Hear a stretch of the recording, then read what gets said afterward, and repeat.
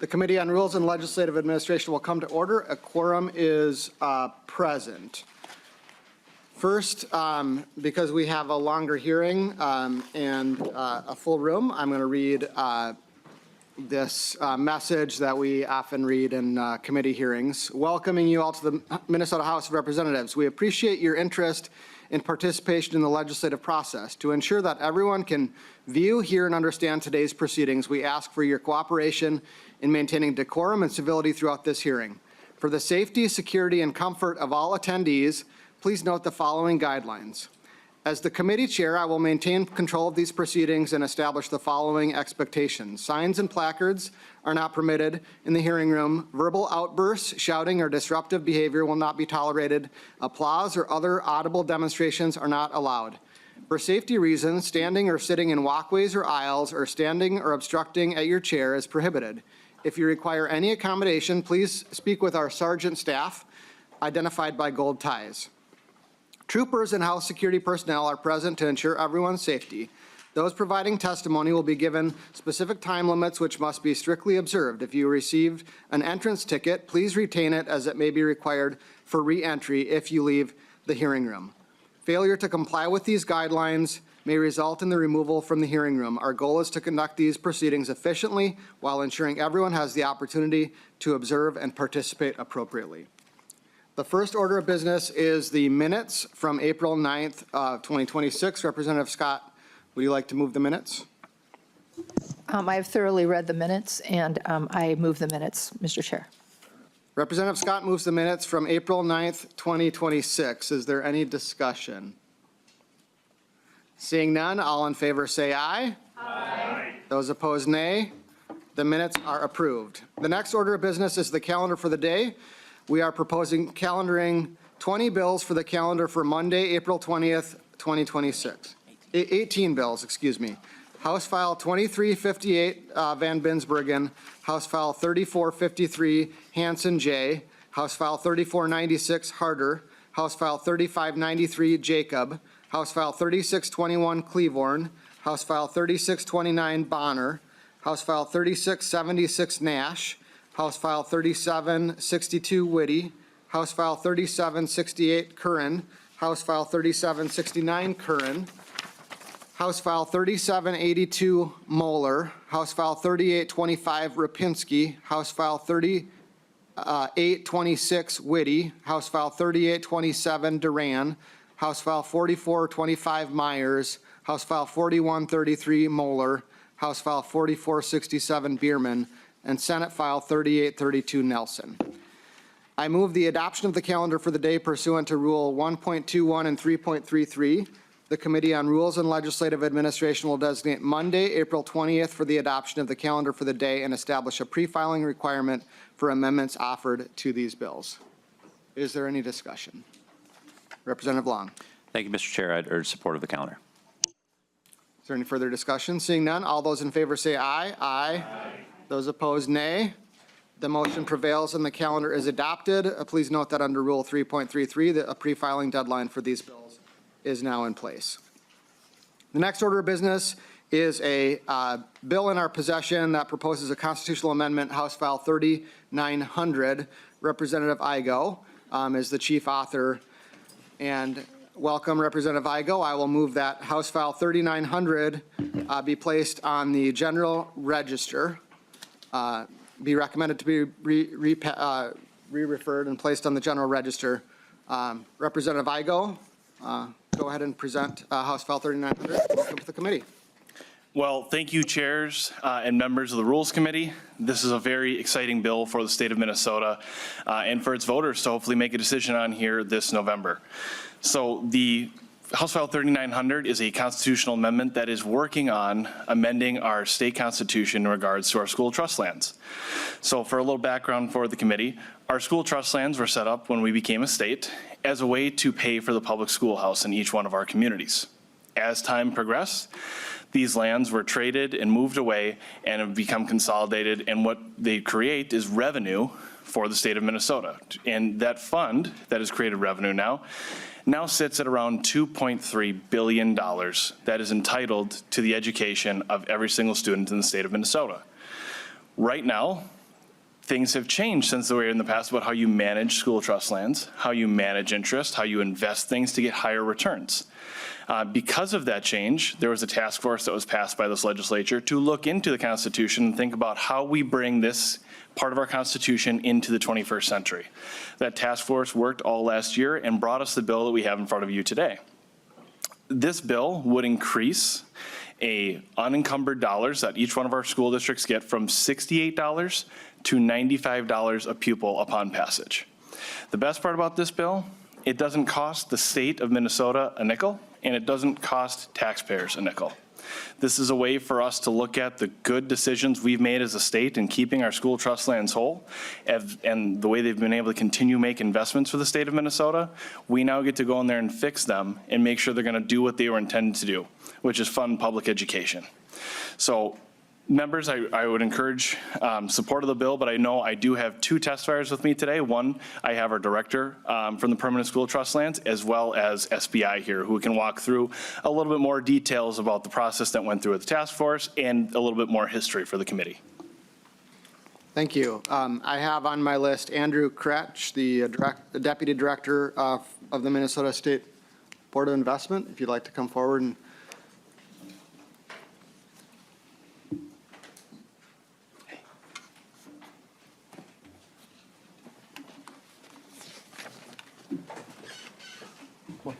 Thank you, sir. Welcome to the committee. Please state your name for the record and proceed. Thank you, Chair Niska, and thank you, members of the committee, for having me here. My name is Andrew Kreck. I'm a Deputy Director with the State Board of Investment, and I was also a member of the Permanent School Fund Task Force. And I'm glad to be here today to give you some background on the work of the task force that went into producing the recommendation that you see reflected in the legislation before you. So I'm going to take a few minutes walking through a presentation that I think you all should have in front of you, and I might reference some page numbers as I flip through. So as background, as Representative Igo mentioned, the Permanent School Fund was established at the time of statehood of Minnesota in 1858 to create a permanent and self-sustaining source of education funding. Minnesota law, both statute and constitution, currently specify how the fund should be managed and the formula by which the amount available for distribution from the fund is calculated. And today, there are 3 state agencies that are primarily involved in the ongoing operations of the fund, which you can see on page 2 of the presentation.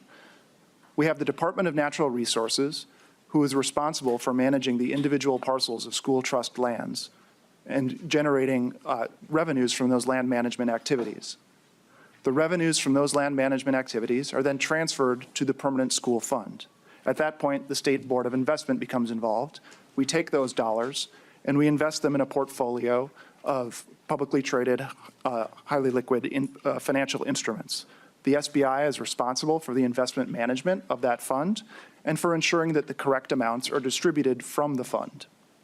Those dollars then ultimately end up with the Department of Education, who is responsible for apportioning those dollars to individual districts around the state in the manner prescribed by a set of statutes that address apportionment. On page 3, you can see some of the background of the task force itself. We were created by the legislature in May 2024. There are 9 members of the task force, a designee of the Commissioner of Education, Daley Lehman, a member appointed by the State Board of Investment, that's me, 4 members appointed by the governor, Denise Dietrich, Tracy Fierick, Tracy Lotka, and Aaron Vanderlind, and 3 members who are appointed by the Legislative Permanent School Fund Commission, who are Terry Spano-Madden, Paul Peltier, and Julie Sandsteed. We were given a charge by the legislature to examine the historical returns on the Permanent School Fund endowment and evaluate and recommend potential changes to the distribution of earnings. Our task and what we were commanded to do is to examine school trust endowment policies in other states, and we were instructed that our recommended changes could address both state statute and state constitution.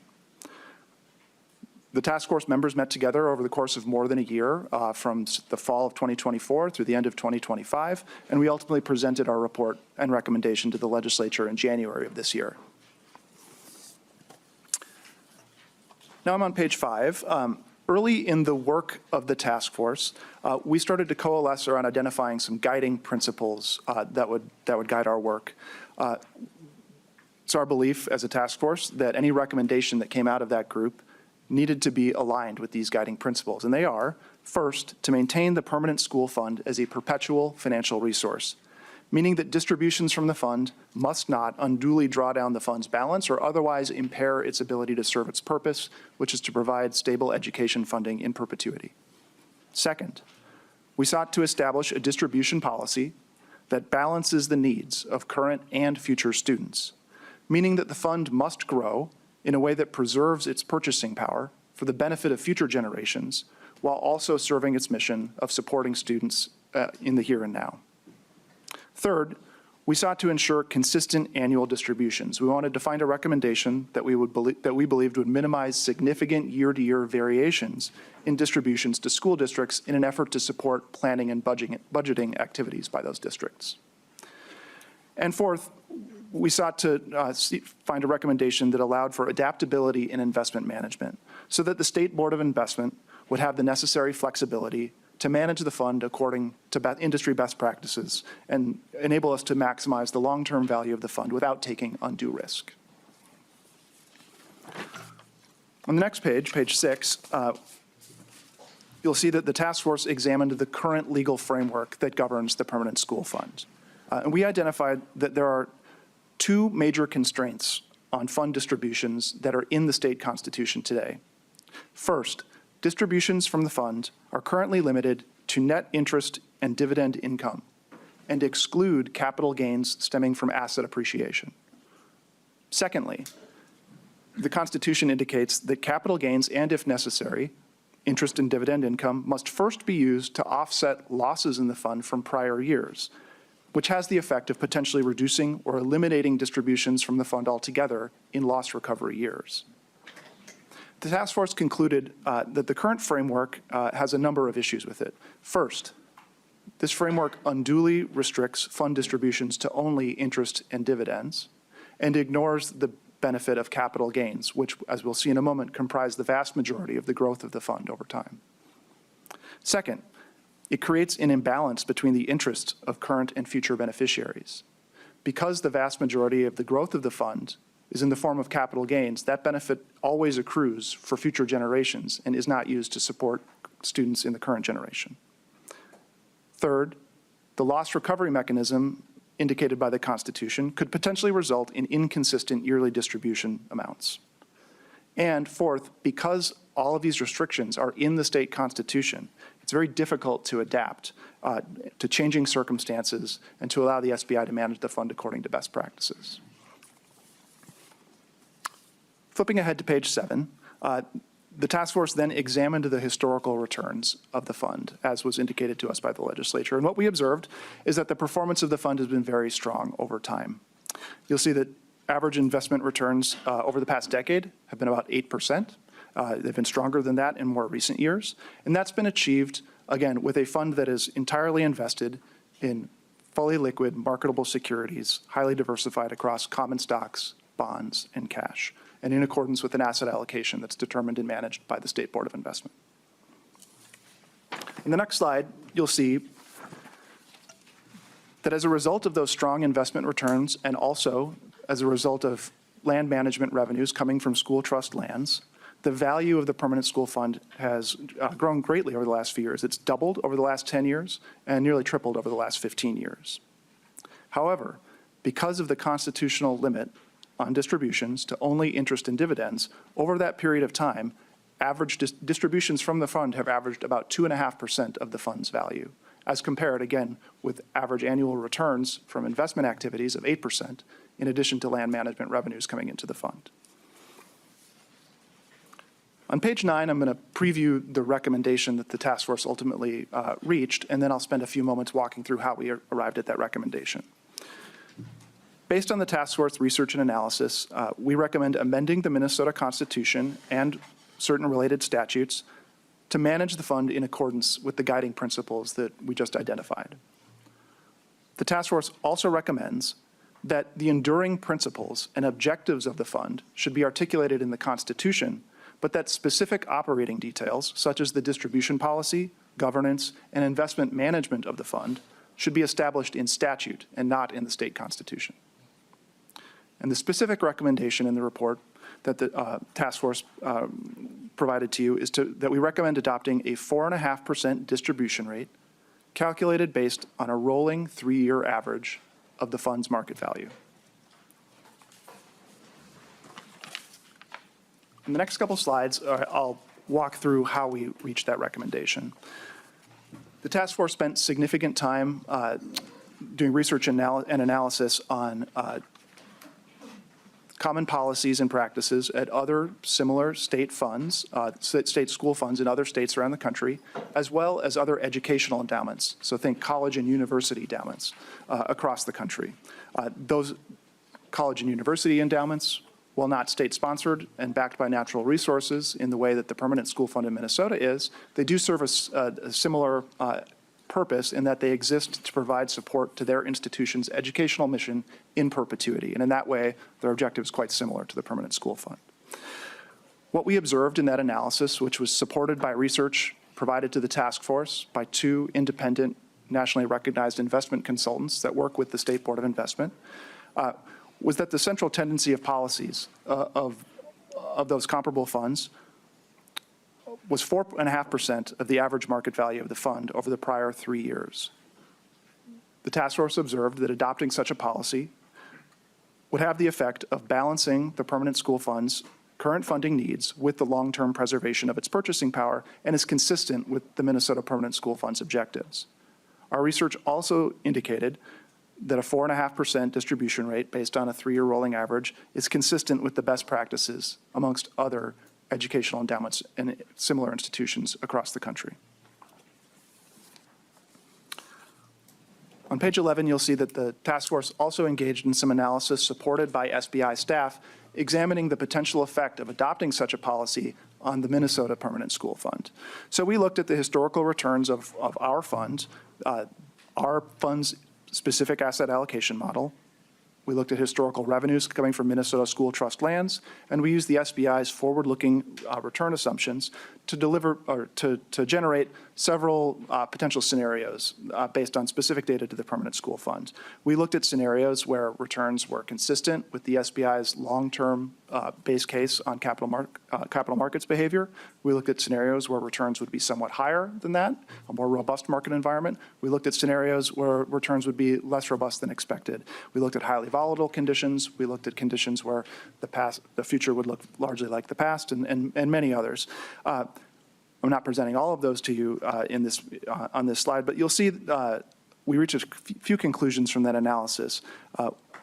Most importantly, you'll see that in the scenarios where we adopt a 4.5% distribution rate calculated over a 3-year rolling average, you'll see on the bottom left of the page, we tried to model out what the value of the Permanent School Fund would look like under such a policy. And what we see is that in our central case, distributing 4.5% of the fund's value still allows the fund to grow modestly over time. And importantly, even in a downside scenario where market returns are not as rosy as our base case expectation, the fund's value is not diminished over time. And at the same time, you can see on the right side of the page that distributions from the fund, by adopting such a policy, would increase fairly significantly from where they've been over the last couple of years. The 2024 and 2025 bars represent actual reality. Those are what were actually distributed from the fund. And in years 2026 going forward, those are expectations about what the fund would distribute by adopting a new policy. And what you'll see is that the distribution amounts increase substantially in our base case. And again, even in a negative case or a relatively pessimistic case, distributions would increase substantially from where they are today. Moving forward to page 12.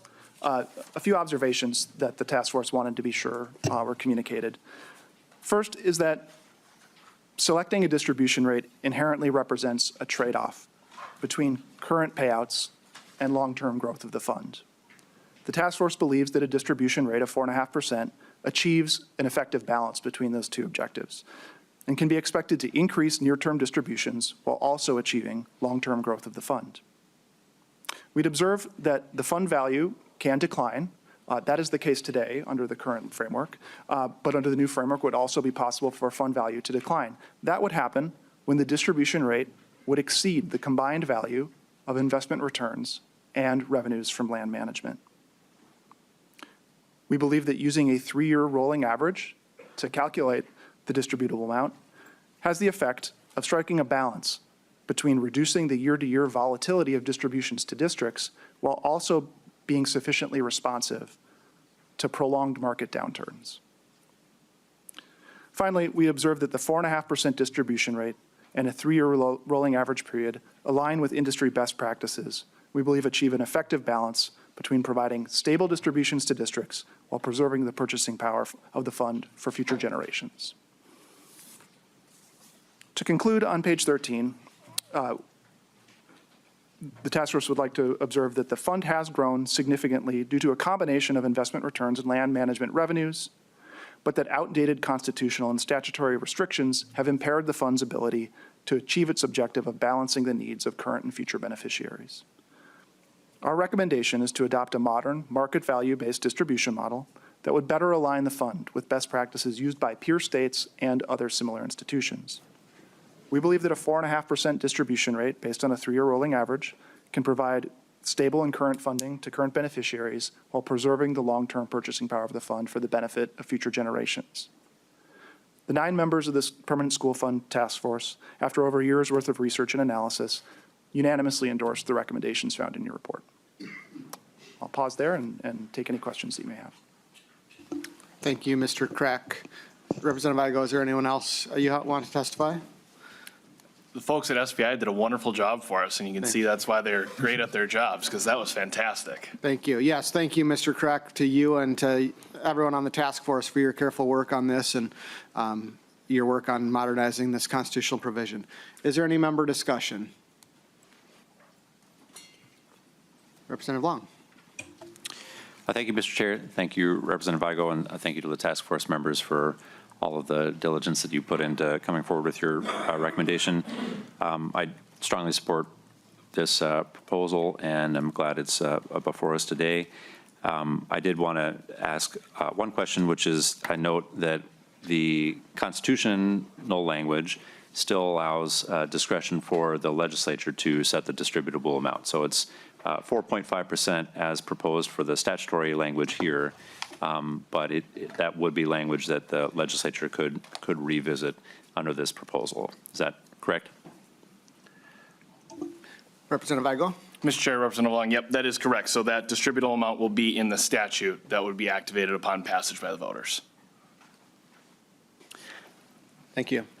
Further? Yes, please. Representative Long. Thank you. I appreciate that. And I know we had some back and forth on what the appropriate amount should be, and certainly understand the thought that went into 4.5%. I, personally think we could probably do a little higher and still achieve the goals that you all have laid out of making sure that the fund is growing over time and even in downturns, but understand the rationale behind 4.5%. But I do hope that we can consider to have that conversation, particularly if we're seeing, 10%, 9% returns as we have over the last few years. Even if you're taking pretty generous inflation assumptions, you're going to be able to get above 4.5% and have a pretty good return still for the fund. So I just would love to continue that conversation if we're able to succeed in passing the amendment. And I did want to thank Representative Igo for working with us on the constitutional ballot language. And I know that we share the goal. In 2023, we passed an allocation for tribal schools which don't get direct allocations under the school trust proposal. We funded the amount that they would otherwise be getting in 2023. I know that's a goal that we share to make sure that schools are made whole for the, tribal schools are made whole for the amount that would be increased here in this proposal, and would love to continue that conversation as we move towards the floor.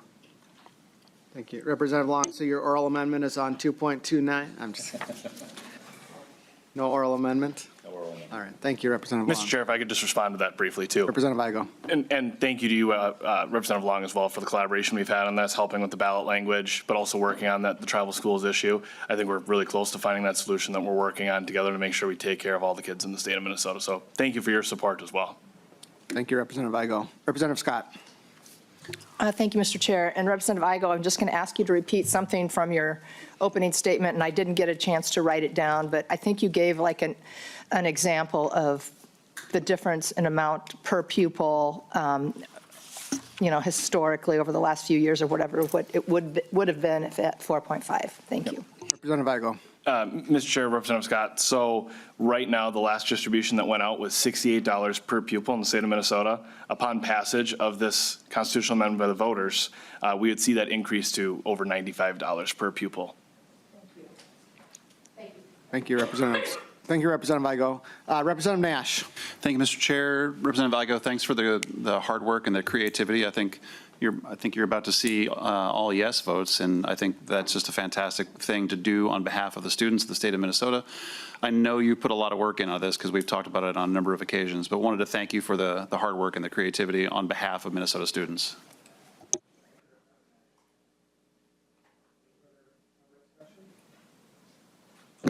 Representative Igo for closing comments. Well, thank you, Mr. Chair, members of the committee. This is, again, one of those bills that's going to do a lot of good. And, when we heard the presentation from SBI, we're talking about beneficiaries, which is the official term. But beneficiaries in this case are kids. And that's what I really wanted to leave everyone with, that our forefathers who set up our Constitution and founded our state took the right action to set aside lands that were going to help fund public education. And now we get to sit here as a legislature in the year 2026, work together in a collaborative way with stakeholders across this state and with our legislative partners to come up with a bill that's going to unlock future potential for every single kid in the state of Minnesota. And we're going to do it without costing taxpayers a nickel. And I think it's a very rare opportunity that we find ourselves in, and we need to thank those that came before us for putting us in this position, but the sky is the limit. And now here we are. In this year, we're going to take those first steps to really starting to fund public education with how our forefathers who founded the state intended to do it, and we can do it in a really great way. So I appreciate the committee's time, the committee's consideration, and I hope we can continue to move this bill forward and get it to the voters in November. Thank you, Representative Igo. I renew my motion that House File 3900 be re-referred to be placed on the general register. All those in favor say aye. Aye. Those opposed, nay. The motion prevails. Thank you, Representative Igo. The next item on our agenda is House File 1849, also in this committee because it proposes a constitutional amendment. Representative Gordon, welcome to the Rules Committee. I will move House File 1849 before the committee, and we don't anticipate taking committee action on this, but wanted to hear presentation and have a member discussion on this bill. So Representative Gordon, welcome to the committee. Please present House File 1849. Thank you, Mr. Chair and committee members. Shall the Minnesota Constitution be amended to place a limit of 2 terms on the offices of governor and lieutenant governor, beginning with candidates elected in 2026? HF 1849 proposes this constitutional amendment ballot question. Governor Walz, Pawlenty, Ventura, and others could still serve 2 more terms. There are several arguments in favor of this that include 37 states have some type of term limits on their governors. People on both sides of the aisle like term limits. The time has never been better, given that we don't have an incumbent on the ballot and we don't know when we will have an open seat in the future. We are only talking about bringing the question to the voters, not making the decision for them. I'd be happy to answer any questions. Thank you, Representative Gordon. Did you have any testifiers here? We don't have anyone signed up to testify. Was there someone who wanted to testify in this? You just get me today. Okay, thank you. Thank you, Representative Gordon. Member discussion on House File 1849. Representative Coulter. Thank you, Mr. Chair, and thank you, Representative Gordon, for once again proving how succinctly you can present a bill. I just wanted to clarify, I know you're not a constitutional lawyer and neither am I, but your intent is that the idea here was that this language would prohibit anybody under any circumstances from being elected governor or lieutenant governor more than twice, correct? Well, that's almost correct. I'm sorry, Mr. Chair. Thank you, Representative Coulter. Representative Gordon. Thank you, Mr. Chair. Almost correct, with the exception of people that have previously been elected as governors. So, because they could potentially serve, like say Palenti or Walz could potentially serve up to 4 terms, given this language. So it doesn't start counting until the election of 2026. Gotcha. Okay, thank you. No, thank you for that. That is an important. I'm sorry, Mr. Chair. That is an important clarification. And the reason I asked is that this language mirrors pretty well the language in the 22nd Amendment to the U.S. Constitution. And I know some folks running around Washington have questioned how tight and how locked that language is. So I just want to make sure we're all on the same page. Thanks. Thank you, Representative Coulter. I think the language you're looking for is 2.5 and 2.6, that elections prior to the 2026 election are not to be counted. Representative Hollins. Thank you, Mr. Chair, and thank you for bringing this bill forward, interested in the concept.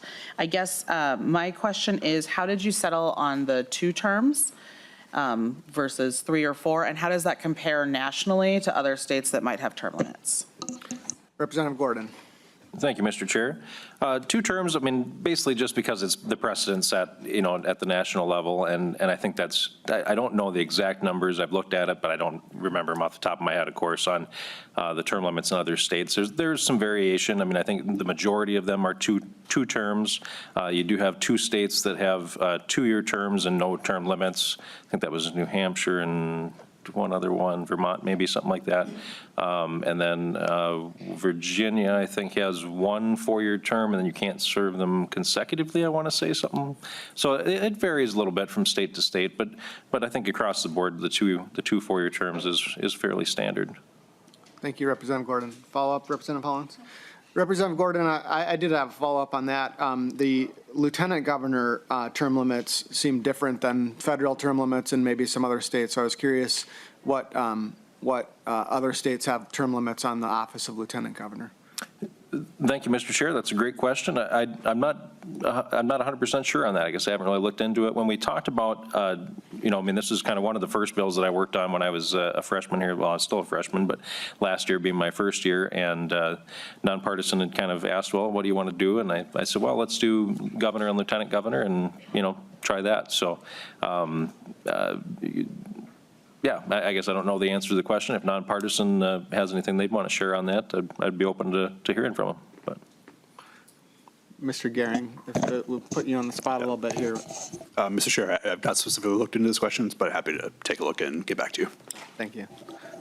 Is there any further member discussion?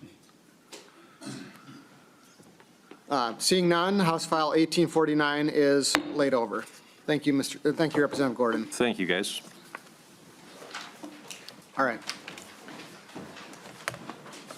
The next order of business is the 2026 R13A resolution, which is a resolution that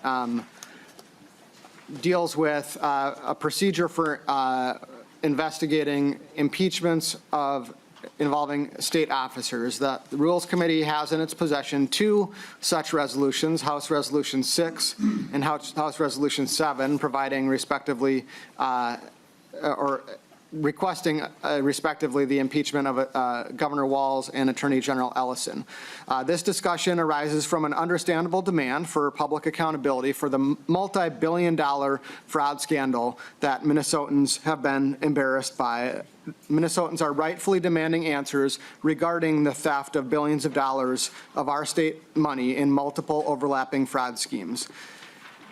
Minnesotans demand answers, and they are asking for accountability. When billions of dollars, hundreds of billions of dollars, or billions of dollars are siphoned away, it's understandable that the public demands answers and accountability. There are certainly remaining questions surrounding Governor Walz. He claimed that the state was forced to resume funding to Feeding Our Future due to a court order and due to the FBI. The presiding judge in the case took the extraordinary step of issuing a public rebuke, and Assistant Commissioner Darren Corte testified that the governor and the administration was not requested by the FBI to continue funding Feeding Our Future. There are serious Similar serious questions surrounding Attorney General Ellison. Serious questions remain regarding a documented 54-minute meeting in December 2021 between Attorney General Ellison and individuals who were subsequently indicted in the Feeding Our Future scheme, as well as campaign contributions that resulted from individuals directly linked to the fraud scheme. I was present when Attorney General Ellison testified in front of Congress, making statements denying that he had received those campaign contributions. Those are simply examples of some of the serious questions that remain. As the House, the only step that we have to do direct accountability is the tool of impeachment. We do not have the power to arrest or prosecute for crimes, but Article 8 of the Minnesota Constitution gives the House the, quote, sole power of impeachment and states a legal standard for impeachment, quote, corrupt conduct in office or for crimes and misdemeanors.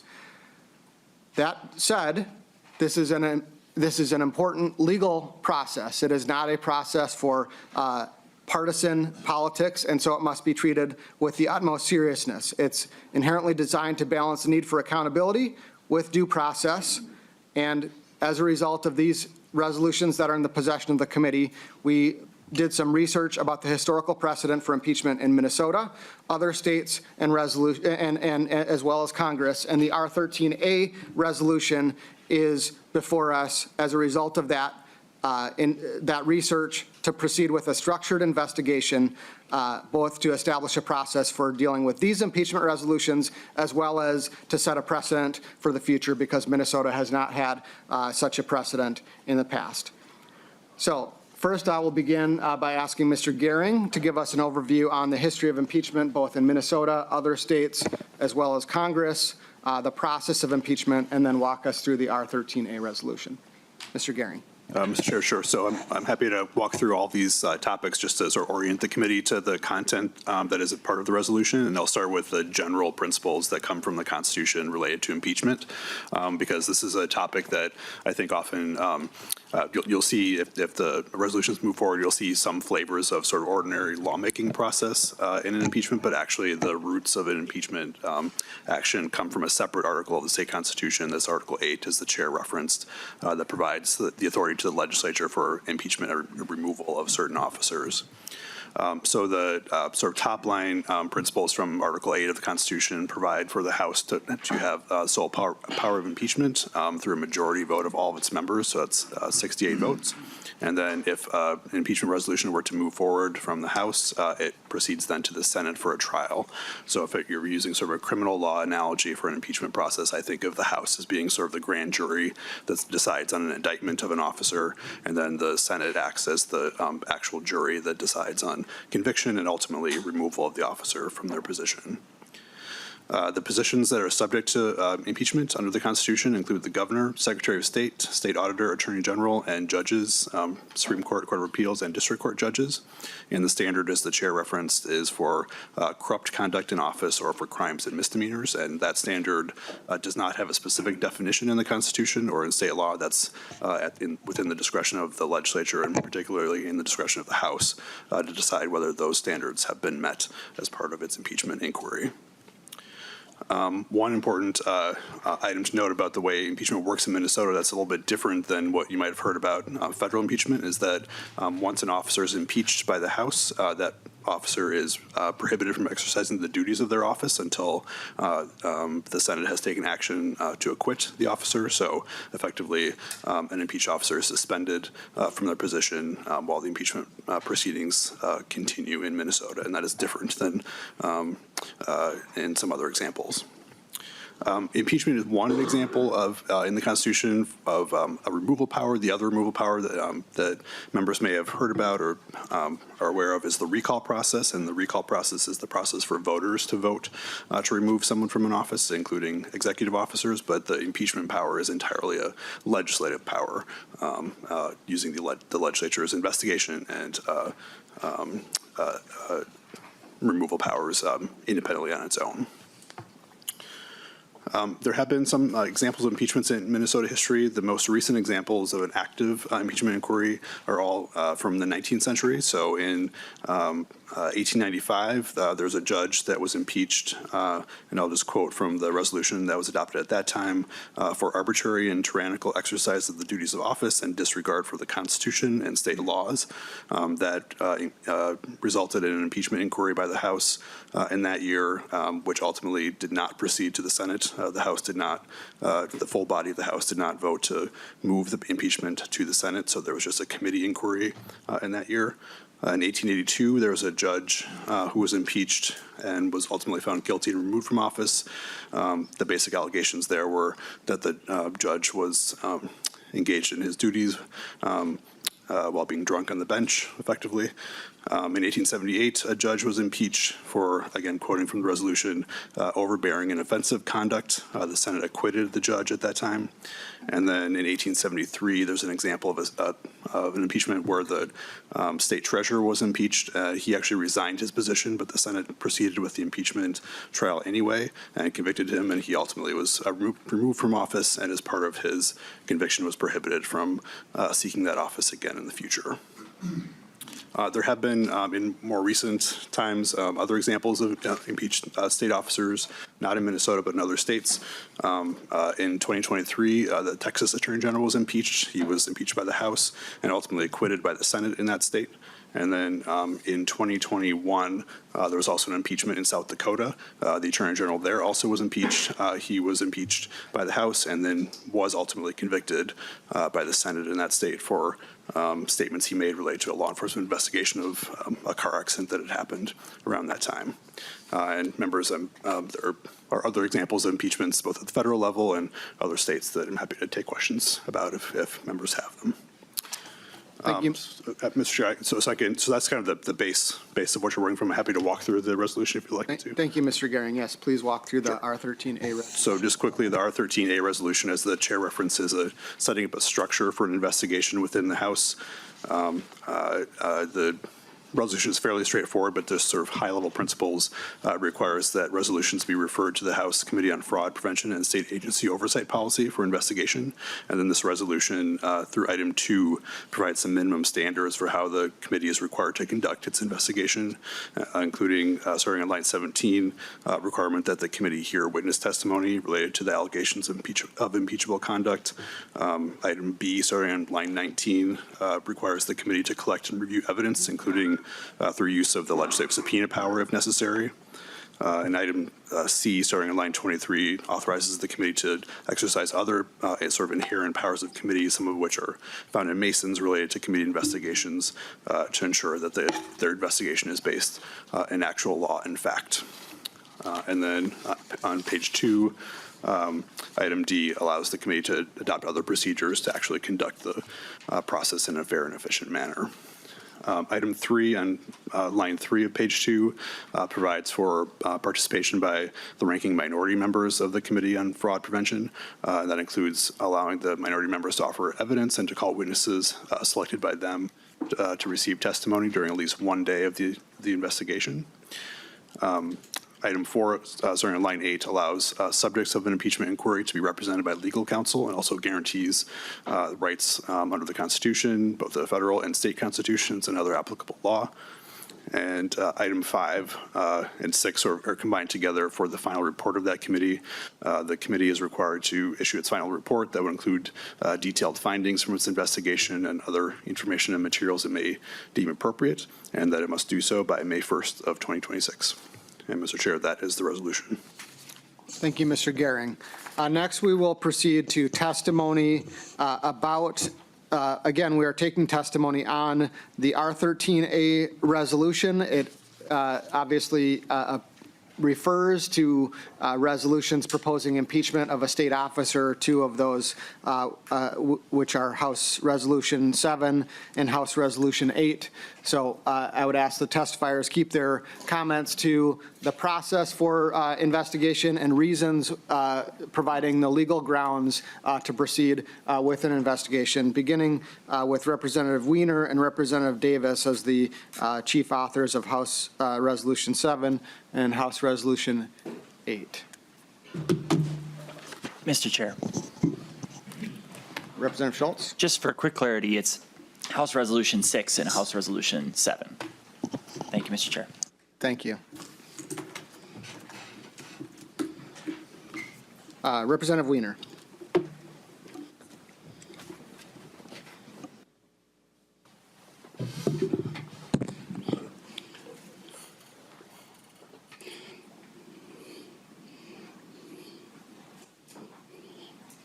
Sorry, Mr. Chair, I'm experiencing a little bit of technical difficulties. Bear with me. Okay. Thank you for the opportunity, Chair, members of the community committee. Thanks for the opportunity to present House Resolution 6, calling for the impeachment of Governor Tim Walz for failure to faithfully execute the laws of the state of Minnesota, abuse of power, and obstruction of oversight.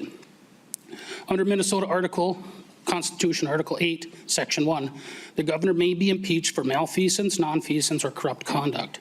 These standards do not require a criminal conviction. They require a breach of public trust and a failure to uphold the duties of the office. Additionally, Article 5, Section 3 requires the government to ensure that the laws are faithfully executed. Minnesota statutes governing fraud oversight and fiduciary responsibilities require state leadership to safeguard taxpayer funds. Evidence presented in legislative and congressional investigations show that billions in taxpayer funds were lost through fraud in Minnesota social services programs. Oversight systems failed repeatedly under executive leadership. Federal investigation and lawmakers have estimated up to $9 billion in fraud across multiple programs administered by the state. This represents not a minor administrative lapse, but a systematic breakdown in governance. Central to H.R. 6 is sworn testimony and documented statements from whistleblowers, along with years of OLA reports.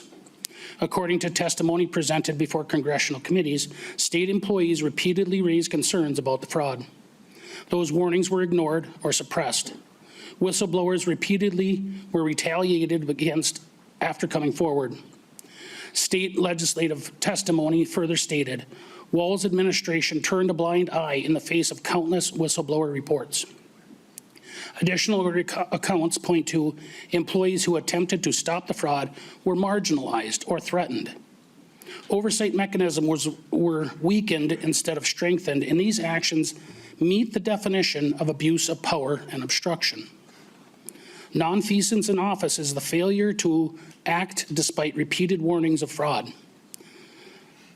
Nonfeasance in office. Malfeasance in office is allowing continued disbursement of funds after fraud indicators were identified.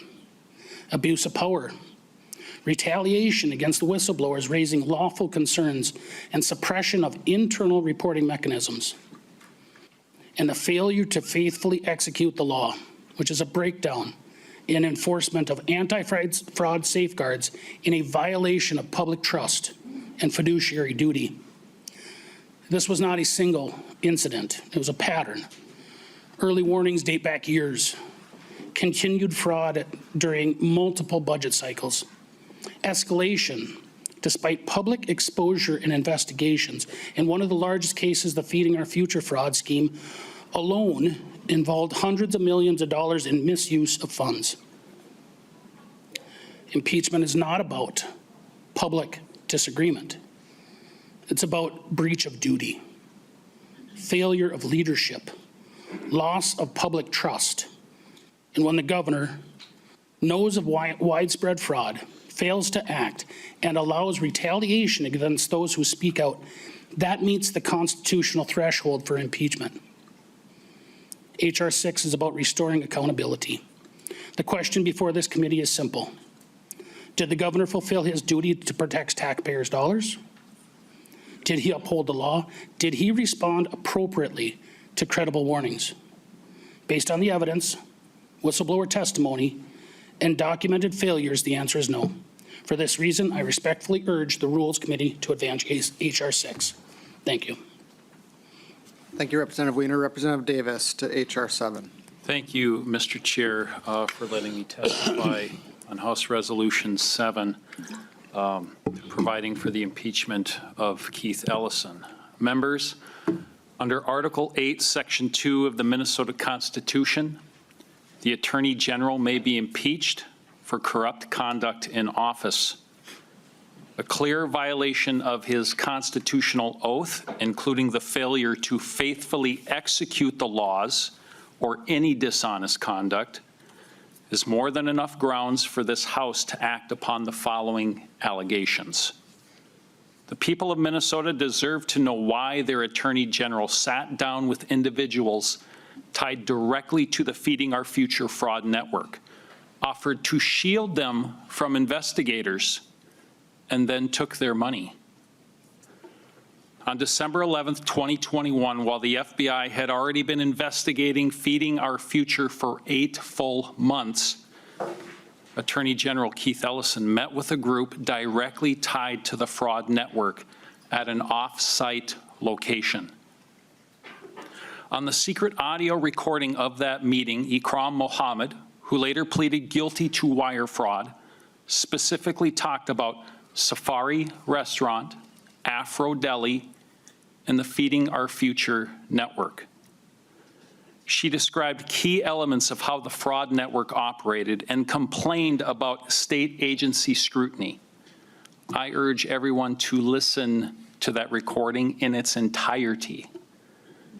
Instead of supporting the state agencies trying to stop the fraud, Mr. Ellison told them he was very concerned and said the matter has my attention, and that just an inquiry from the AG's office is enough to make them knock it off. He offered to help push back against the very agencies he is sworn to defend. The individuals even gave him the personal name of the official to target at MDE in order to help cover up their activities.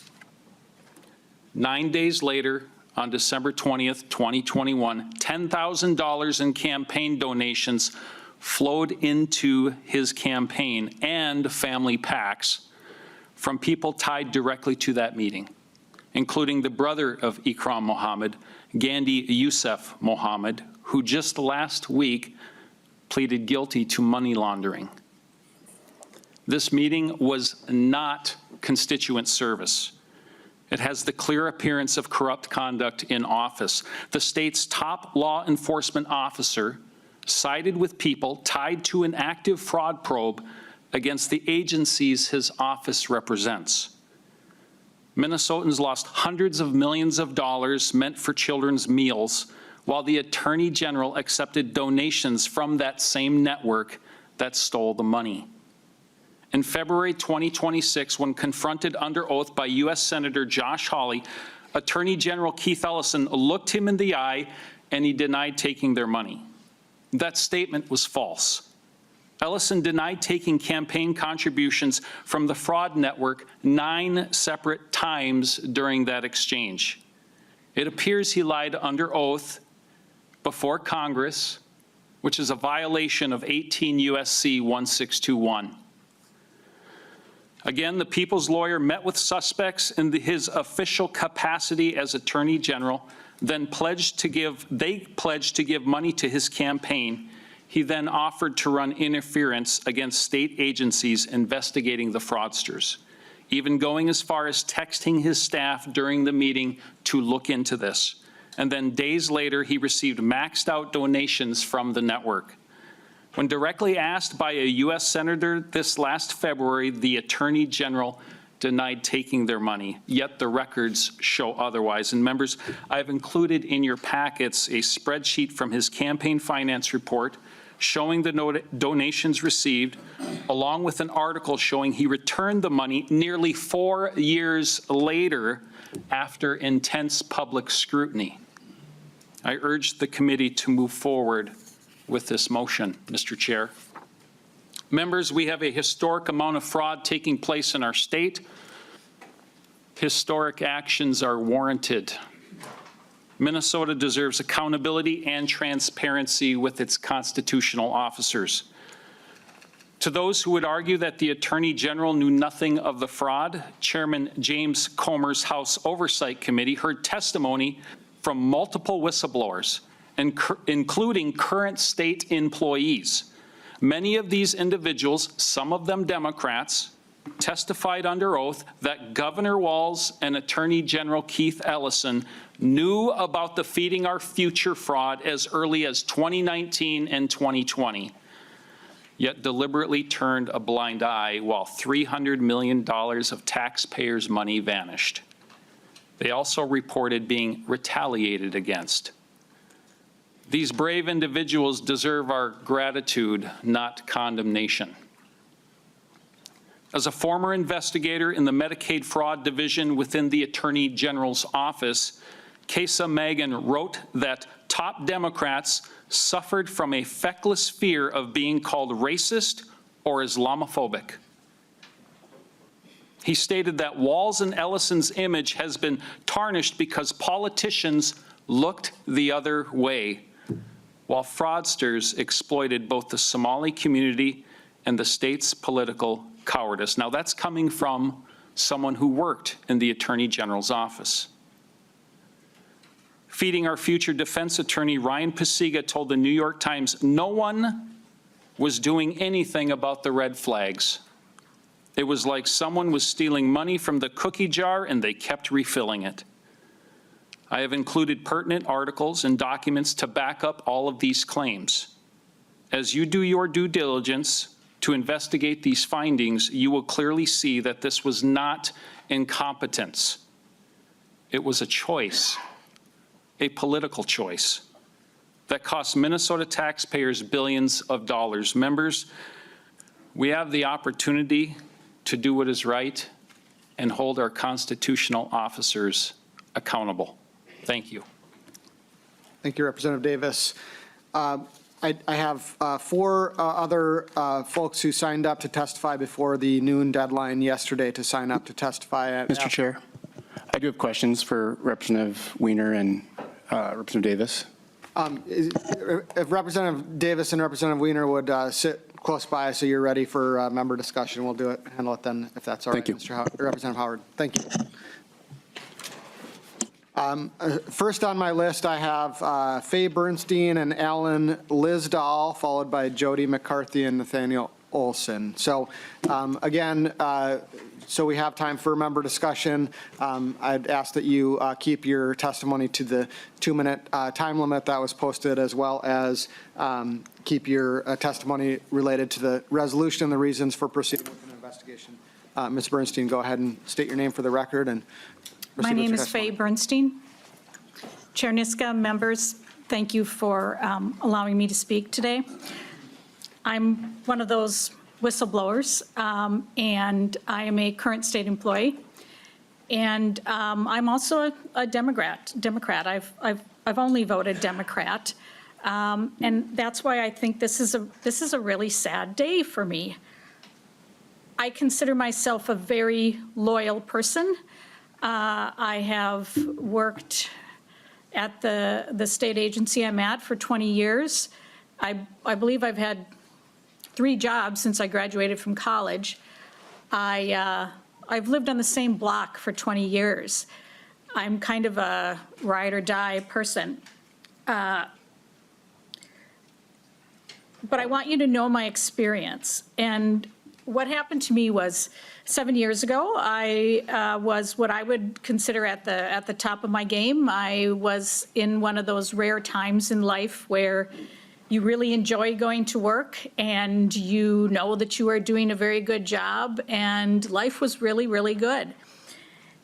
And everything I'm going to say now, I don't in any way mean to reference my coworkers, my peers. Your average state employee is very, very good, very good.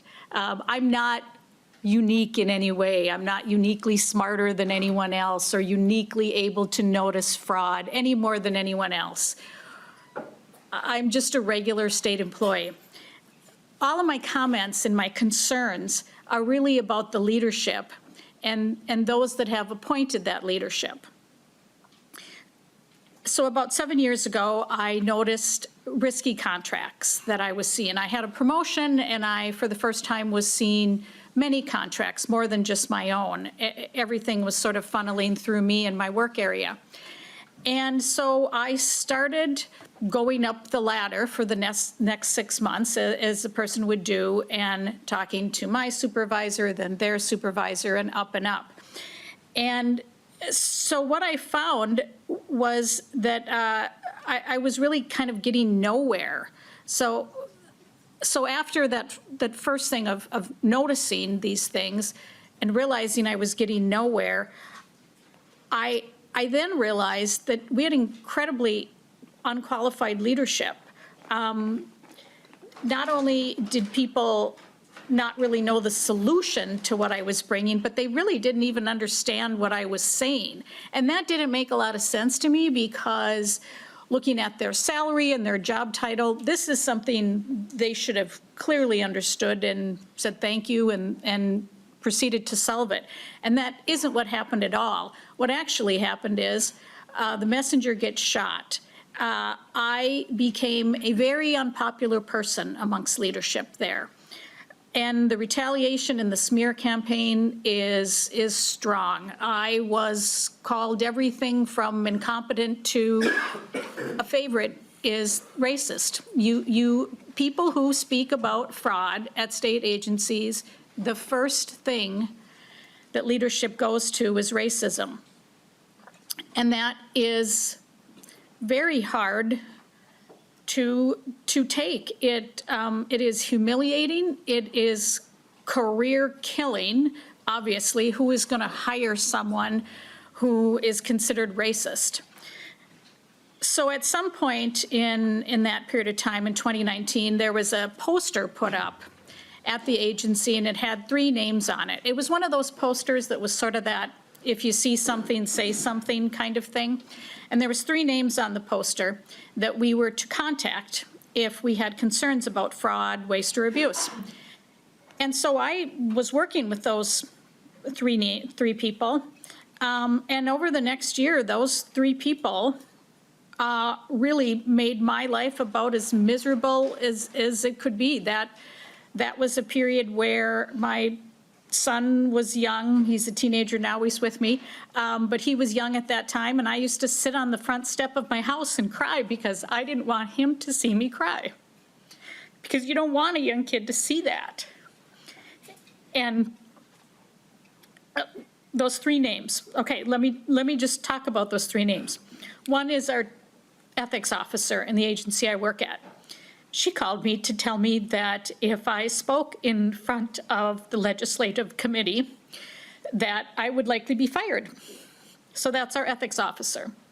Then our, at that time, chief compliance officer, now our commissioner, she had me involuntarily transferred to a different position to get me out of where I was.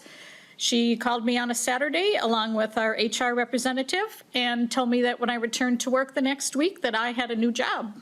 And I said, do I have any choice? And the answer was no, it's this or nothing.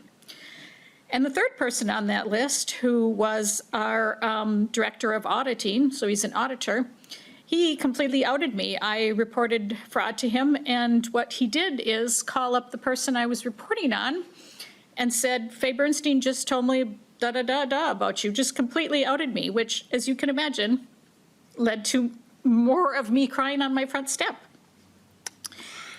I'm sorry, Ms. Bernstein, I'm sorry this happened to you, and thank you for sharing your story. I hope we pass this resolution so you can provide further information, you and other whistleblowers. So, thank you. And I'm sorry, I've testified a few times and I've never cried, but I guess I've never thought about myself sitting on that front step. And that just really kind of got me. If you could wrap up your testimony. Thank you.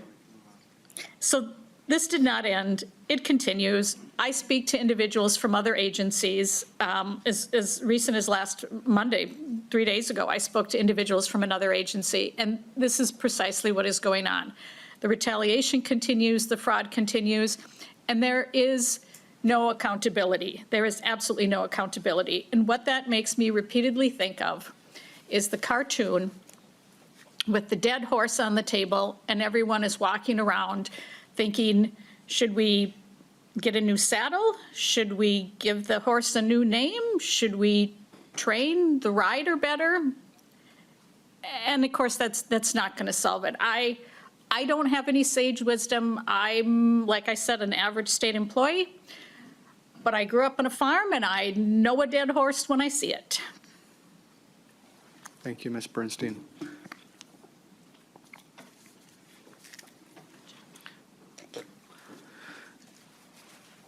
Next on the list, I have Alan Lisdahl. You could come forward and state your name for the record and proceed with your testimony.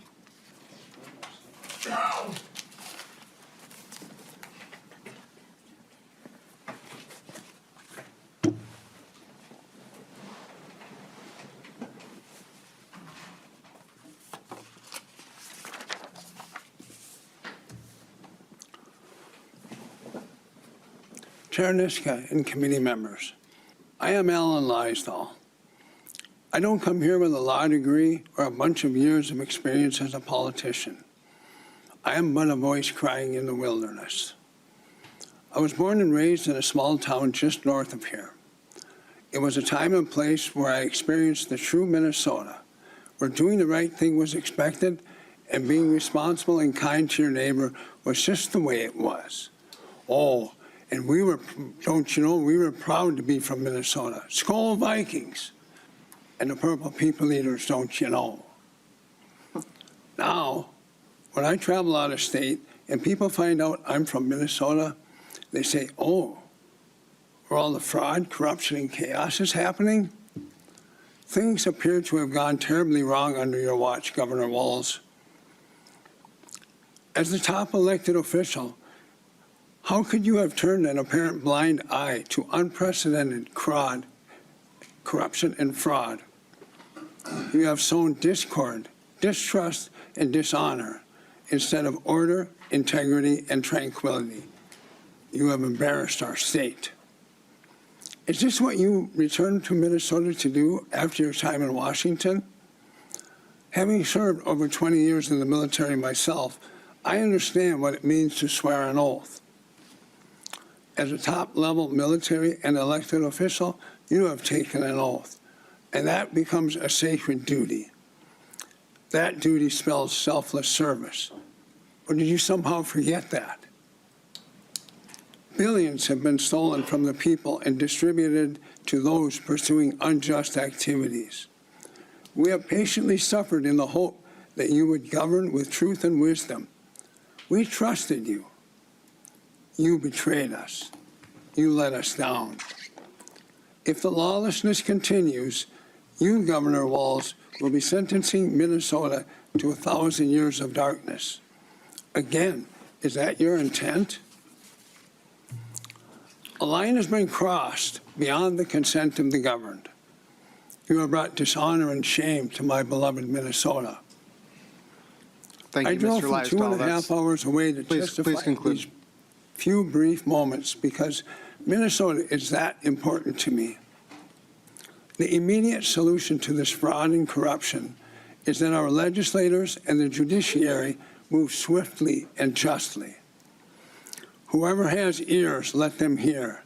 This day, Governor Walz, you are being delivered into the hands of justice, and you and anyone that comes after you that defies what we, the good people of Minnesota, consent to, will be brought down. Thank you. Next, I have Jody McCarthy. Go ahead and introduce yourself and proceed with your testimony. Okay, thank you. My name is Jody McCarthy, and I appreciate everything that's been said here. I appreciate it a lot. I've been working on writing a recall so we can look at, because there's two ways of having somebody removed: by impeachment, which would give the legislature power. The people would actually look at them as somebody who came in, cared enough, and did what needed to be done to support the whistleblowers, to support the people. And so I've been waiting for this to happen so they didn't have to do a recall. Now, working in the process of a recall, They're both the same thing. You're under the same directive. Yeah, I would focus on the nonfeasance because it's really easy to prove from beginning to end, and you don't have to prove everything that was talked about here today. But I encourage everyone to actually really consider how important it is to have an impeachment versus a recall. A recall requires 25 people to sign a piece of paper, to go through the Secretary of State, and then go on to the Supreme Court. If it looks like you have reasonable cause, you can do a recall. Now you need 25% of the votes, signature number, which would, there's of the last general election, which in Minnesota was what, roughly 3.2 million? So you'd have to have nearly 1 million votes, or signatures. I can get 1 million signatures. I grew up in Minnesota. My family's been here since before it was a state. The first teacher in Dakota County was my great-great-uncle. Okay? We can get that many signatures, but do you have any idea what getting that many signatures roiled up against our state government could do? I hate to think that it might actually make the ICE raids look like a picnic. We need to understand that Minnesota citizens feel like tax slaves. All of those dollars are going to a 2 minutes, culture. Ms. McCarthy. Thank you for coming and testifying. Appreciate it. Okay.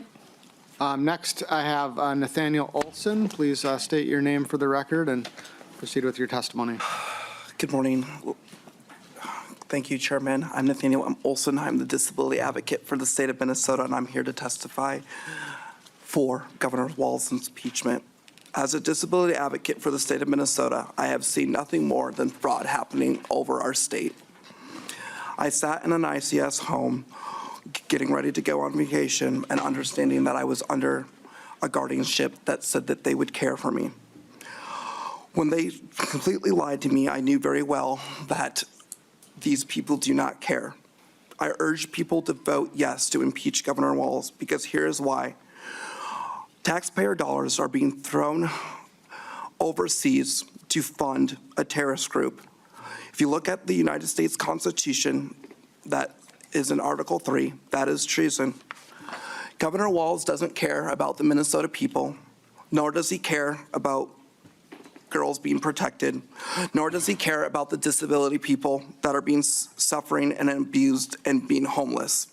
As a disability advocate, I cannot stand here and watch these people suffer. I cannot stand here and see Governor Walz have a press conference and blame the President of the United States for everything. We need to hold Governor Walz accountable. It is time for us to say enough is enough.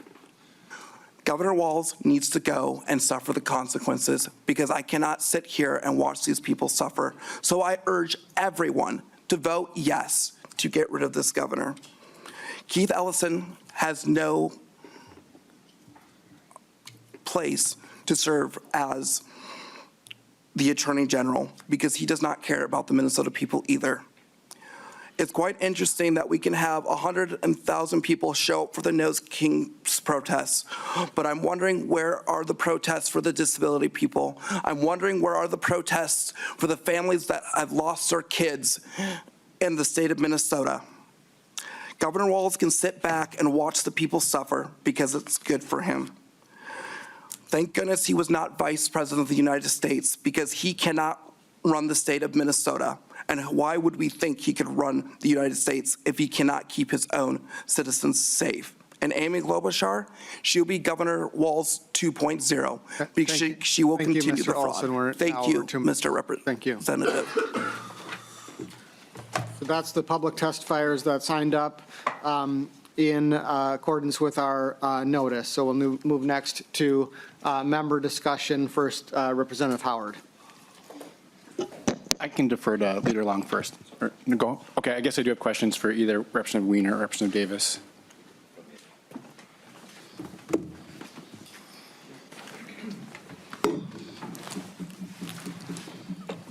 Thank you. Just hoping to understand a little bit the trajectory of where we're headed with this. And ahead of this hearing, the House Freedom Caucus put out a statement. They said, the Minnesota House Freedom Caucus just dropped a bombshell that every conservative in the state has been waiting for. In a powerful video statement filmed inside the state capitol, the group confirmed the impeachment hearings are moving forward against Tim Walz and Attorney General Ellison. So I guess my first question to you both, is that true? Are these proceedings moving forward? Thank you, Representative Howard, for the question. I am hopeful that we could move. Oh, Mr. Chair, I apologize. Thank you, Representative Howard. Is there one of them that you're directing that question to? Either would be fine. Representative Davis, go ahead. Mr. Chair, thank you, and my apologies. Representative Howard, it is my hope that House Resolution 7 and House Resolution 6 would find a pathway to move forward, because again, we've had a historic amount of fraud in our state, and I know this would be a historic moment for Minnesota with impeachment proceedings, but I think it's warranted. So that is my hope. Representative Wiener, did you have something to add there? I would say we are here right now, aren't we? This is moving forward. This is the start of the process. So of course, this is good. And to bait and switch with the House Freedom Caucus, that has nothing to do with this. That's a statement. The real issue at hand here is $9 billion worth of fraud. And if you're going to distract from the intent and the purpose of why we're here today, then shame on you. Let's talk about the issue. That is the fraud in this state. That's accountability of the governor. Representative Howard, follow up? Yeah. To Representative Wiener or Representative Davis, as your chair mentioned, your resolutions are not before this Rules Committee, and you announced that they were moving forward. So that was my question. You mentioned, Representative Davis, that you hope they're moving forward. Do you have the support of your Republican caucus to move forward with these proposals? Everybody?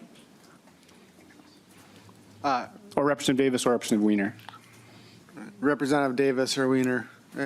Thank you, Mr. Chair. As I'm sure you know, we've had 21 signers onto the resolution. Representative Howard, follow up? Follow up, just another piece. I was listening to your testimony closely. You mentioned a few of the concepts that merit impeachment proceedings. You mentioned breach of duty, upholding the law, dishonesty, loss of trust, impropriety of campaign contributions. I would assume, I guess maybe I shouldn't assume, a question, do you think that those principles and those resolutions should apply whether you're bringing forward impeachment resolutions on a Democrat or Republican, or do you think they should only apply if you're bringing forward impeachment proceedings against a Democrat? Representative Howard, is there a particular member you're asking that testify? They both testified, so either Representative Wiener or Representative Davis. Representative Davis?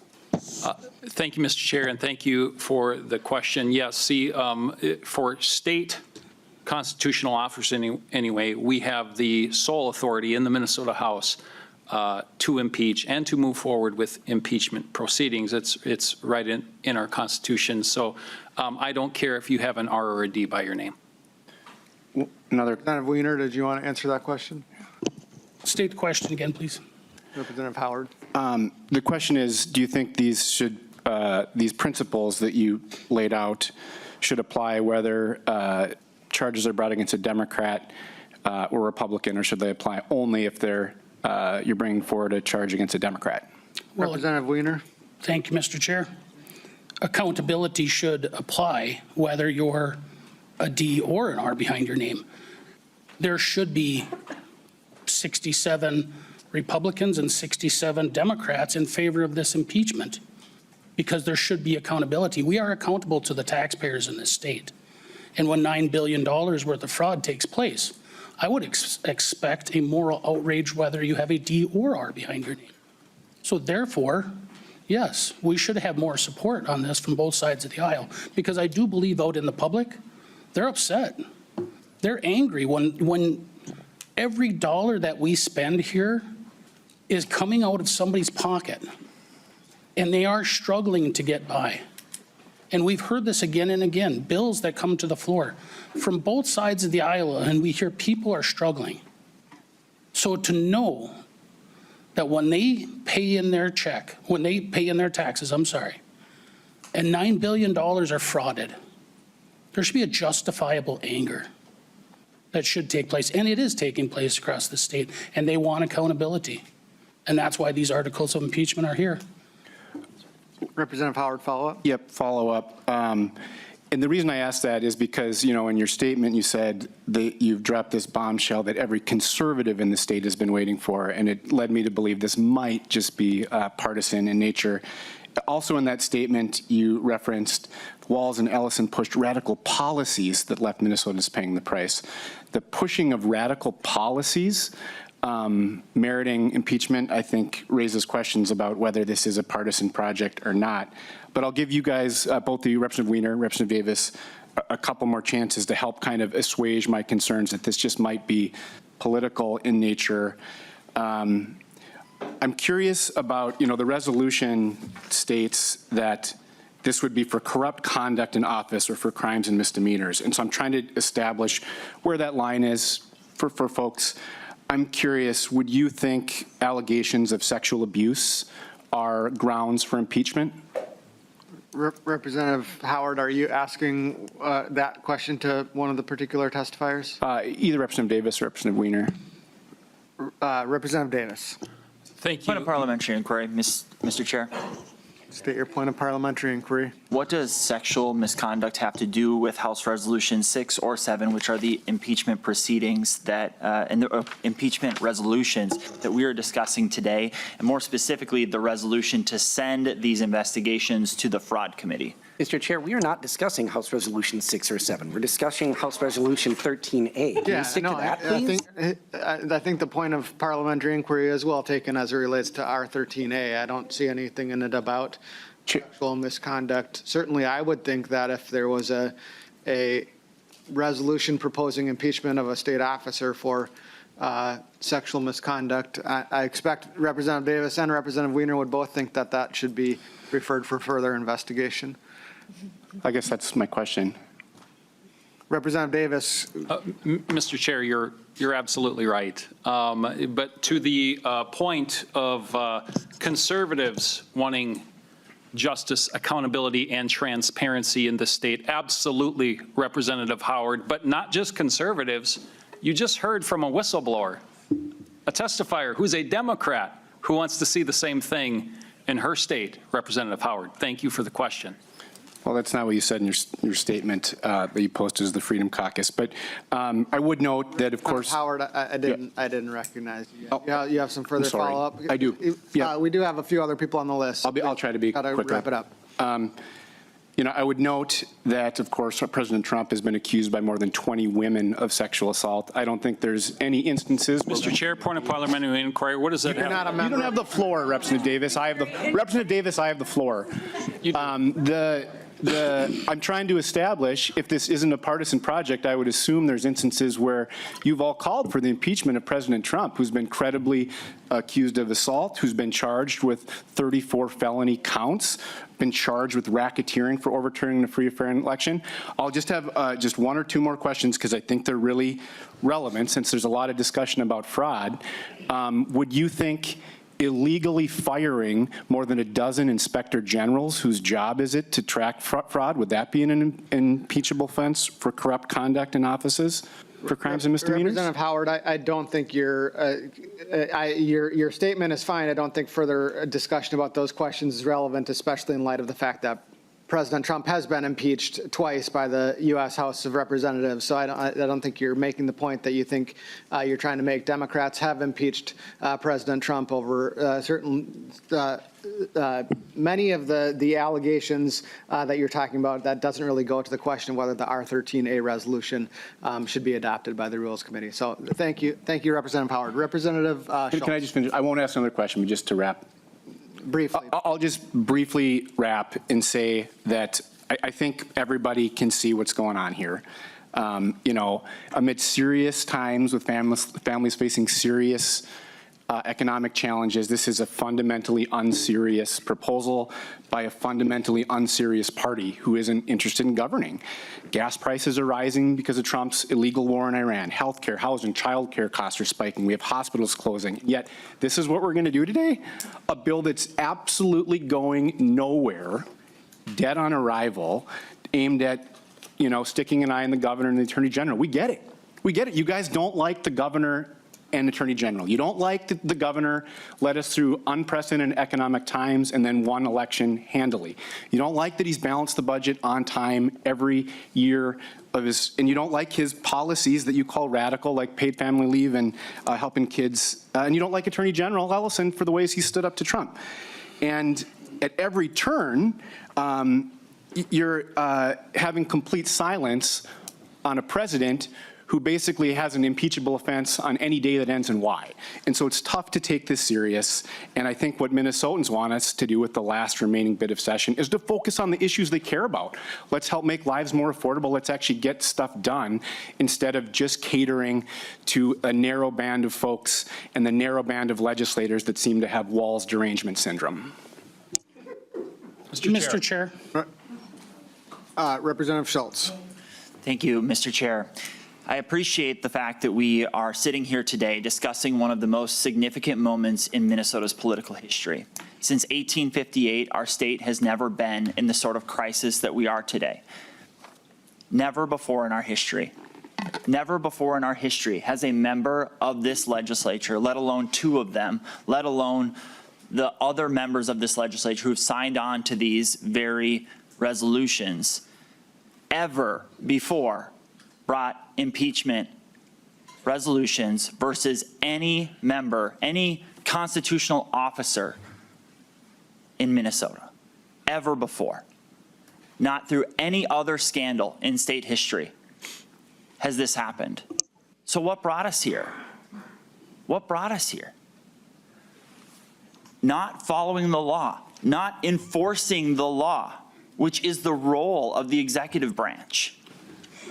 $9 billion of fraud in Medicaid only, over $300 million in Feeding Our Future, and it's all laid out in these impeachment resolutions. We, in this body, need to take our jobs seriously. Our role here today. And when I think about that, it is our responsibility in the House of Representatives, with the sole power of impeachment. It is our responsibility, our constitutional responsibility, our fiduciary responsibility, our responsibility to protect Minnesotans. That is the issue that is before us right now. Not what's going on in DC, but is what has happened in Minnesota. And the actions taken by our constitutional officers. That's what's before us. And I want to appreciate the motion that's before us, which is that these specific impeachment articles and resolutions are fully investigated, which is what the motion before the body is today, in case Representative Howard had forgotten. Today, we get to bring light to darkness. We get to allow truth to guide our path for accountability for Minnesotans. Minnesotans demand this of all political stripes. There's no Minnesotan who wants to experience under any administration the billions of dollars of fraud that we've seen. It is not acceptable to Minnesotans that whistleblowers have been penalized, stripped of their jobs, targeted personally, some who've had to move from this state because of the actions of this administration. The retaliation will continue unless we do something. This is about accountability. We today have an opportunity to help restore the voice of the people. We serve in the people's house. And every single day, Minnesotans in every corner of the state are held accountable for their actions. But the question before this body is, will this issue be fully investigated? Will we have that investigation done and delivered to us so that we, as the House of Representatives, can do our constitutional duty? That's what this is about.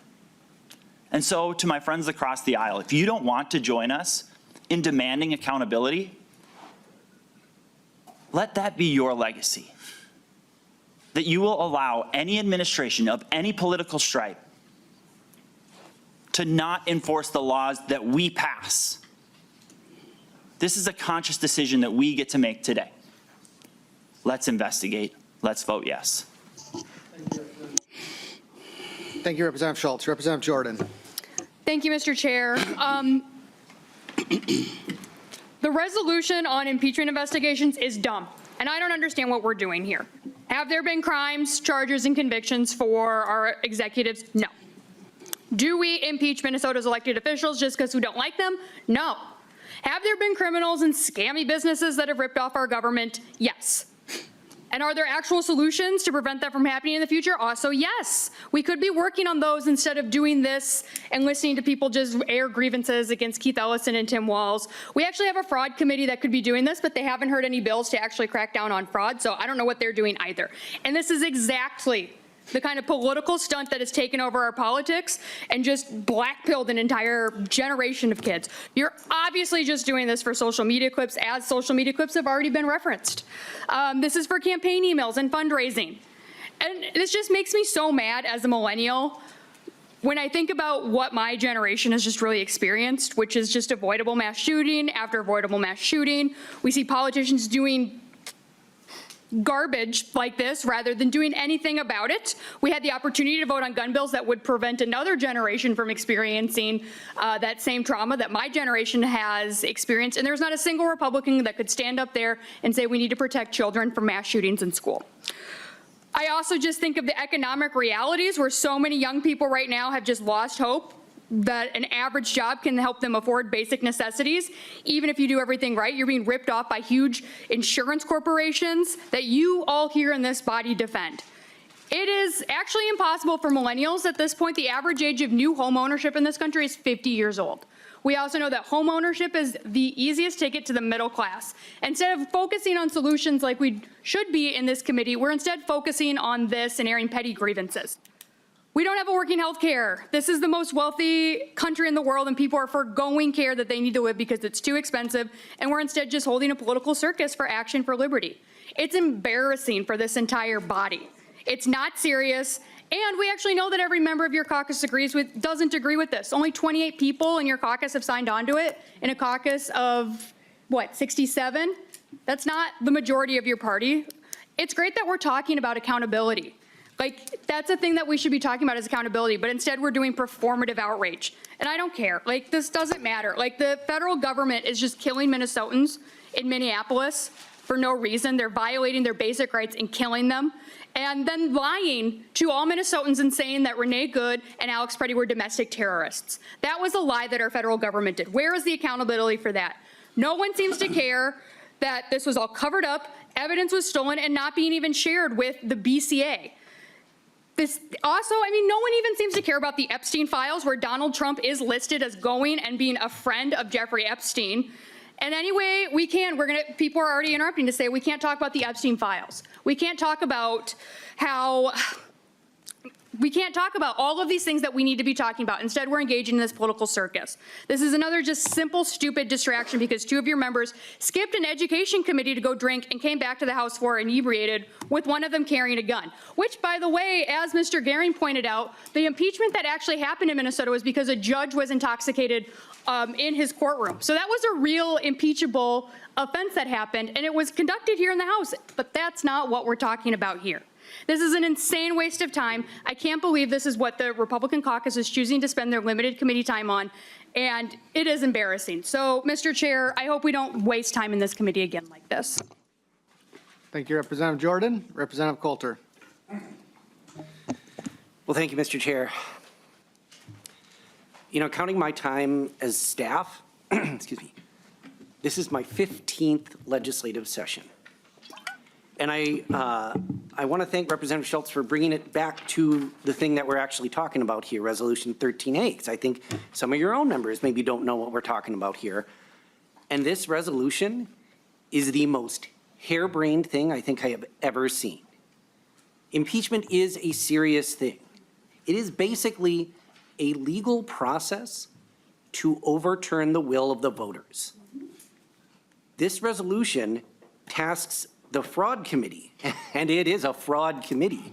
The only in a tied House, the only committee with a Republican majority, coincidentally chaired by a Republican candidate for governor, with investigation on that.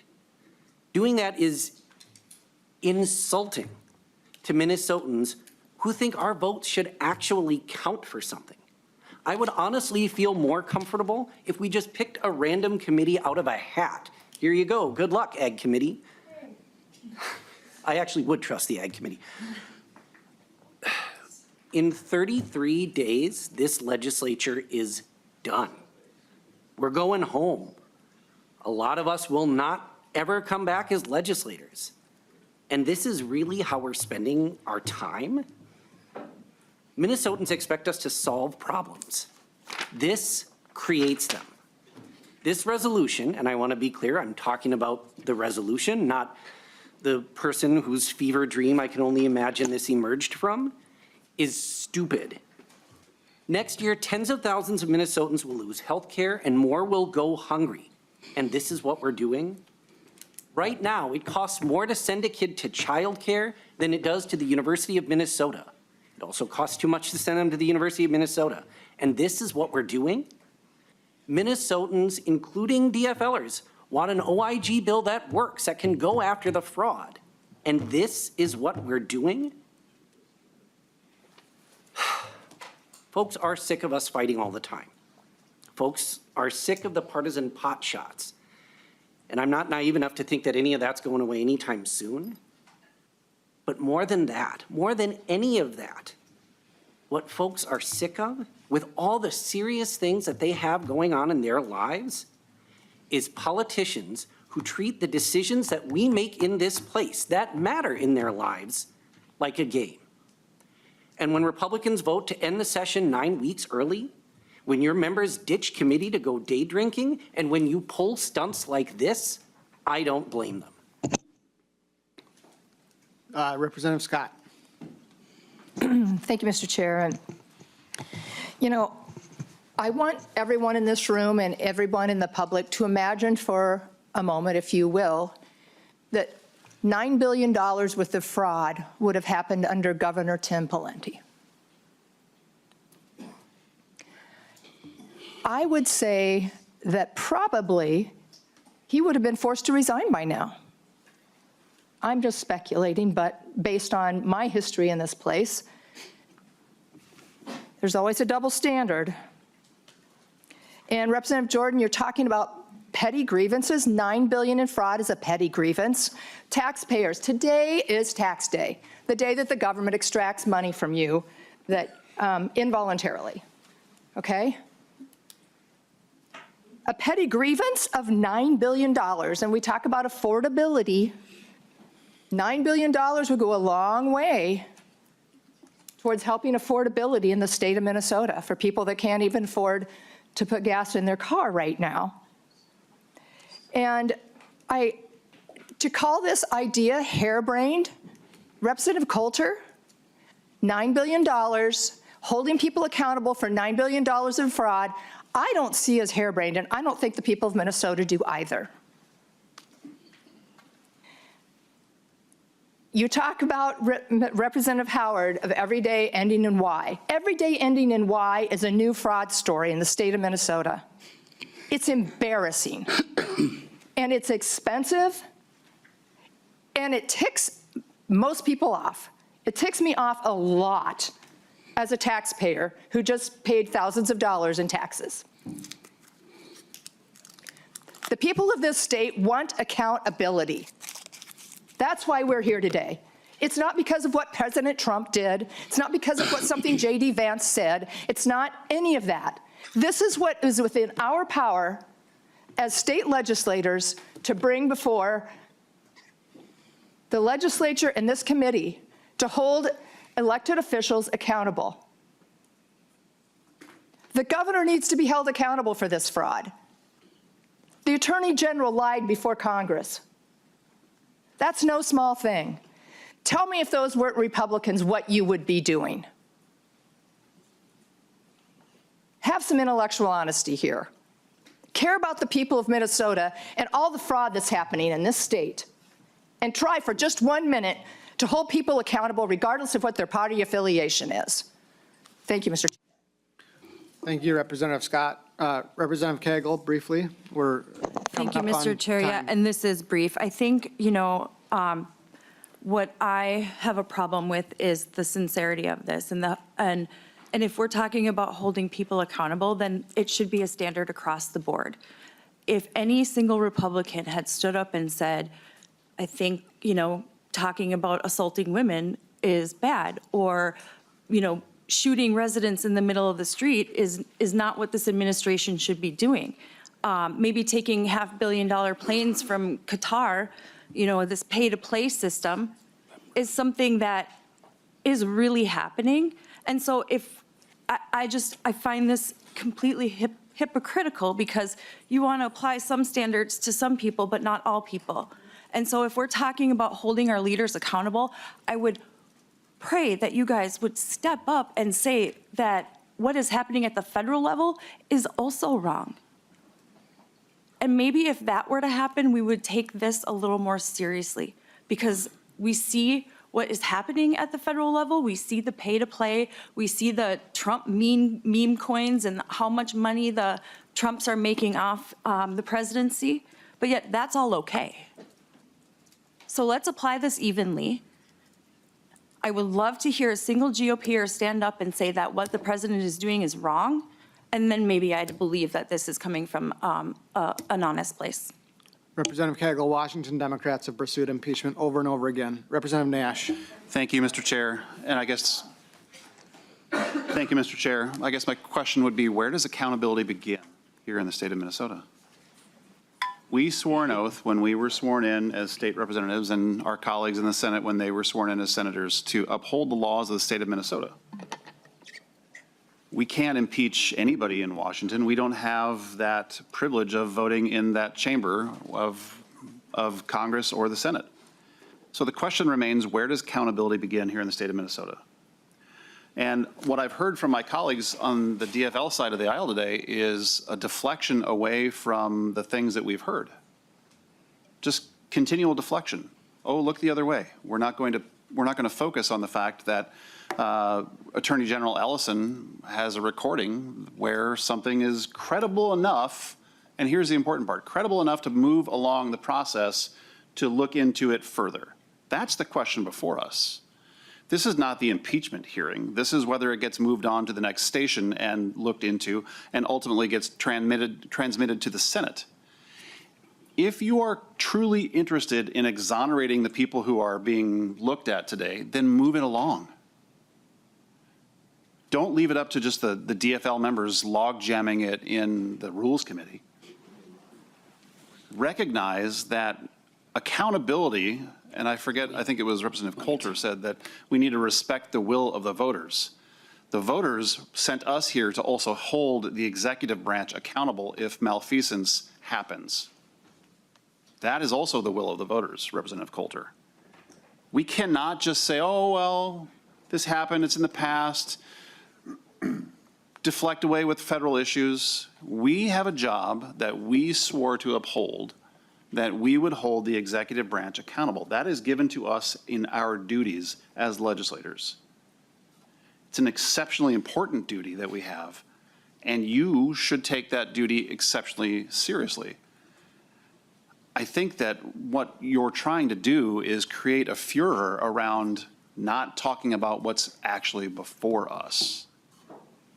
Did something happen with Keith Ellison? Let's move it along the next step and dig in. Did the governor know and turn a blind eye? Let's send it on and do a full investigation. You're not even willing to do that based on what you're telling me you're going to vote on. So the deflection is really palpable right now. But you swore an oath to look into things. You swore an oath to uphold the Constitution, which gives state representatives and state senators the ability to hold the executive branch accountable. You've heard from Democrats, you've heard from Republicans, you've heard from independents, you've heard from all stripes of Minnesotans that said this is wrong. And when will the legislature step up and do something? You now have that opportunity in front of you, And I would challenge you to take the advice of the people who you represent, who have more than likely filled your inbox or your voicemail box with the request to do something meaningful, not just deflect this away. Thank you, Mr. Chair. Thank you, Representative Nash. Representative Long, and then we'll proceed to a vote. Thank you, Mr. Chair. Mr. Chair, we have 1 month left of session. And instead of focusing on the things that Minnesotans are actually asking us to do, like reduce their cost of living, like deal with gun violence prevention, the Republicans are proposing that we spend that time, the remaining time of session, in partisan attacks.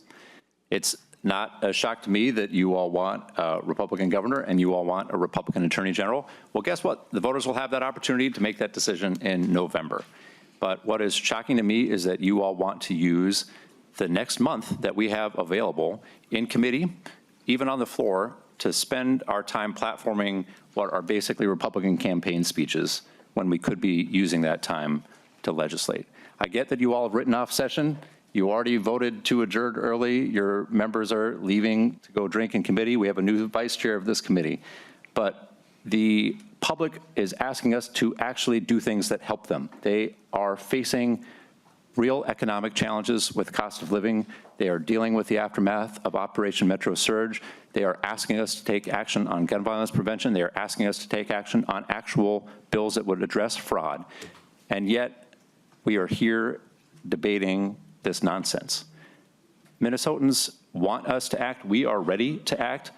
Democrats are ready to do the hard work of compromise, of negotiating, of legislating. Yet we have this embarrassment to the institution that we are actually taking our time to turn what would be the only Republican-chaired committee, chaired by a Republican candidate for governor, into essentially a GOP campaign arm for the rest of session. So I hope that we can vote this down and get back to the actual work of legislating that we are here to do on behalf of Minnesotans. And Mr. Chair, I ask for a roll call. Roll call has been requested. Well, members, outside of this room, what most Minnesotans are demanding, especially today on tax day, is accountability for the multi-billion-dollar fraud scandal that's embarrassing our state. That's what I hear about when I go back in my community. And they expect us to treat this seriously, to have, yes, equal standards, not just Republican and Democrat, but equal standards, public sector and private sector. Because in any well-functioning business, a multi-billion-dollar fraud scandal would result in the CEO either resigning in disgrace or being fired, and certainly would result in the general counsel or the attorney in charge of that company resigning or in disgrace or being fired. And if we cannot move forward with an investigation about these serious questions, Minnesotans, I expect better. I am not shocked that Democrats do not want to talk about these problems. When I attempted to even discuss one of these problems on the House floor, I was repeatedly interrupted. So it would not shock me if Democrats refuse to move forward with any sort of an investigation. But it is important that when we look at what we can do in the Minnesota House of Representatives, we can't do anything about Donald Trump. We can't do anything about things happening in Washington. I certainly understand why Minnesota Democrats don't want to talk about the policy issues and the policy problems that have been created by all Democrat-controlled government here in the state of Minnesota, and want to talk about what's going on with Donald Trump. But when we look at what we can control, what we can do to hold people accountable, to have some accountability for the multi-billion-dollar fraud scandal, this is what we can do. So members, I urge support for the R13A resolution. I renew my motion, and the roll call has been requested. The clerk will take the roll. Chair votes aye. Mr. Chair, do we get closing statements? Very short. We're on a roll call vote, Representative Weiner. Chair Long? No. Vice Chair Schultz? Yes. Vice Chair Hollins? No. Representative Allen? Yes. Representative Coulter? No. Representative Frederick? No. Representative Howard? No. Representative Jacob? Jacob, yes. Representative Jordan? No. Representative Cagle? No. Representative Nash? Yes. Representative Purcell? Purcell, no. Representative Scott? Yes. Representative Steer? Yes. and Representative Zalesnikar. Yes.